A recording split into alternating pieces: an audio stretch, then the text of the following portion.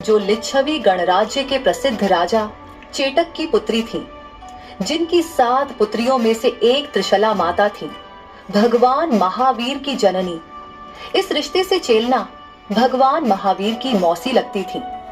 उनका विवाह मगध के शक्तिशाली सम्राट महाराजा श्रेणिक बिंबिसार से हुआ था। श्रेणिक पराक्रमी तो थे, पर वे जैन धर्म के अनुयायी नहीं थे। वे बौद्ध मत को मानते थे। महारानी चेलना, जिनका बचपन वैशाली नगरी में जैन धर्म के संस्कारों में बीता था, उन्हें राजगृह का वातावरण बिल्कुल रास नहीं आ रहा था। जा लहराती थी, जहाँ वीतरागी मुनियों के दर्शन सुलभ थे, जहाँ जिनालयों की घंटियों की गूंज वातावरण में पवित्रता घोल देती थी। यहाँ राजगृह में उन्हें चारों तरफ बौद्ध भिक्षु और बौद्ध विहार ही नजर आते थे। जैन धर्म का नाम लेवा तक कोई नहीं दिखता था। वे अक्सर बुदबुदाती, अरे रे, ये कैसा सूनापन है। जिन धर्म की प्रभावना के बिना ये राजमहल, ये वैभव सब व्यर्थ है।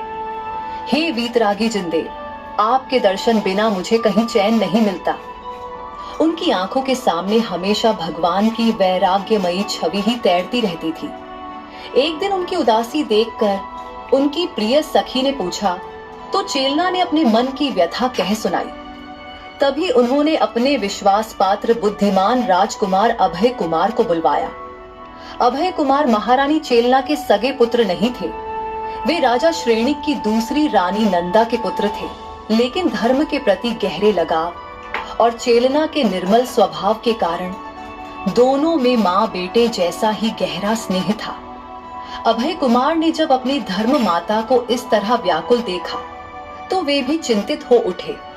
चेलना ने कहा, पुत्र अभय, कहाँ वैशाली नगरी जहाँ जिन धर्म का डंका बजता है, और कहाँ ये राजगृह। यहाँ तो जिनेंद्र भगवान के दर्शन भी दुर्लभ हैं।